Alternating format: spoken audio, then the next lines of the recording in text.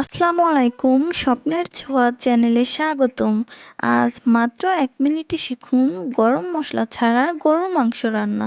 চলুন তাহলে শুরু করা যাক। প্রথমে কড়াইতে মাংসগুলো দিয়ে দিব।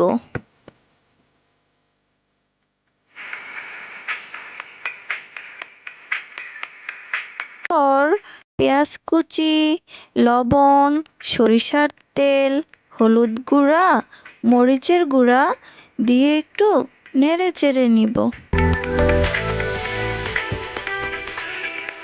নাড়াচাড়া করতে করতে যারা এখনও চ্যানেলটি সাবস্ক্রাইব করেনি প্লিজ সাবস্ক্রাইব করে দিন। তারপর রসুন কুচি দিয়ে একটু কষিয়ে নিব।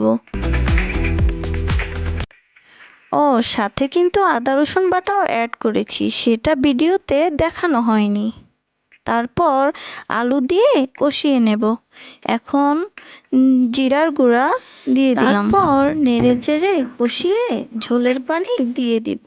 এবং দেখুন গরম মশলা ছাড়াই সুস্বাদু গরুর মাংস তৈরি, খেতে কিন্তু দারুণ। ভিডিওটি ভালো লাগলে লাইক, শেয়ার এবং সাবস্ক্রাইব করতে ভুলবেন না। আল্লাহ হাফেজ।